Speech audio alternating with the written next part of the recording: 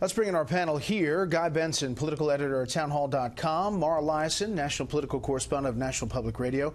Retired Green Beret, you heard from earlier. Mike Waltz, who served as a senior counterterrorism advisor to Vice President Dick Cheney. And Jillian Turner, former National Security Council staffer under Presidents George W. Bush and Barack Obama. Jillian, as we look live there in New York City, your thoughts on this day, this event, and kind of where we're going? Well, personal comment quickly is that Manhattan's my hometown, and so this strikes particularly close to my heart. I've been on the phone with friends and family for most of the evening, making sure that folks are all right. It's just completely devastating that New York has been hit again. I want to make a comment particularly about ISIS's turn to, if this is indeed an ISIS attack, which, as Chairman McCall points out, it looks likely, bears all the hallmarks of one. Their turn to reliance on the use of vehicles, the weaponization of vehicles, is something that is going to have catastrophic consequences for possibly decades to come. While ISIS's reach is now definitively global thanks to the internet, this particular tactic makes all terrorism local for the effective future. It means that they can reach into any community, anywhere in the world, at any time, and find recruits and sympathizers who are willing and able to go forth and carry out terrorist attacks. And this is the 13th one this year. And since this first started with Nice in 2015, we're up 300% in terms of the lethality of vehicular attacks. So it's just devastating. All right, I want to turn back to that interview we had earlier with Chairman McCall and take a listen to something he said during that. This was the ninth vehicle assault used by ISIS. Remember Nice, we saw this happen previously. So you think this is ISIS? I believe when an individual yells out Allahu Akbar, all the indicators and hallmarks of an act of terror, and I think that's true in this case.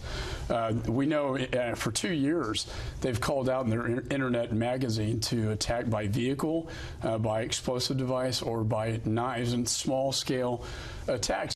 Went on to describe, Mara, this one picture, image of a ISIS logo taken near that area on the west side that happened in August and popped up on a website. Yep. And this is not very far from 9/11, actually, just right up the street from the site of 9/11. But look, this is an issue that is going to have to be confronted, balancing the United States citizens' demands for free life. As they don't want to. Capitol Hill deals with this 702 That's right. renewal, which, by the way, is listening in to terrorists, even if they have connections with U.S. citizens. Right. And the question is, we're going to find out in the coming days, was this person a U.S. citizen?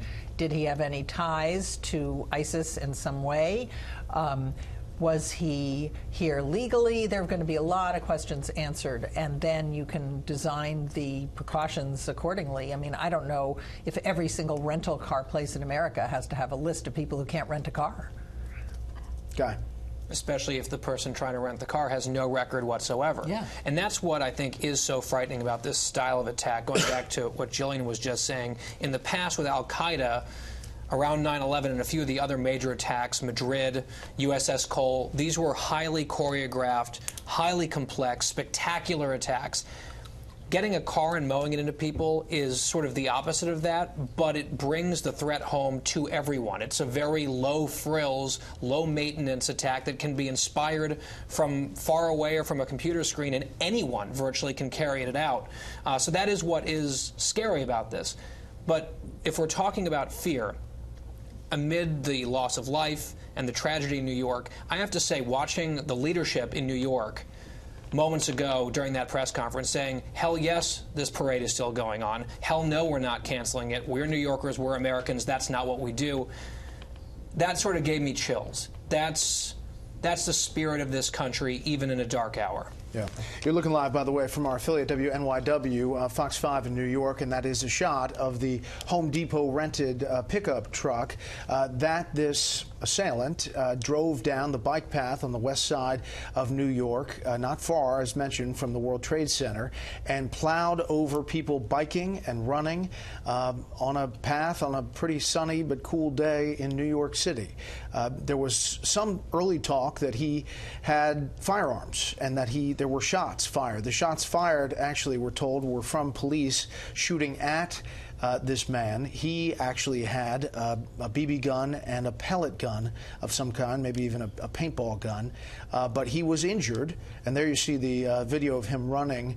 We're told that this is him with the pellet gun and the BB gun running into the street there, pursued by, you see that man there. I don't know what happened to him, but soon thereafter he confronted law enforcement and was taken down. He was shot in the rear end, we're told, and he was taken to a hospital and is being treated. Mike, that's a big deal to be able to get somebody who says they've got this guy in custody because he potentially provides information. Well, Brad, let me just personally say and give a salute to the boys in blue in New York City tonight and to the NYPD. I've been in situations where you have only seconds to determine if it's if they're friend or foe. We may remember in May when a vehicle plowed into Times Square, and immediately folks were afraid it was a terrorist attack. Turned out it was a drunk driver. So when this guy hops out, he has something that resembles weapons.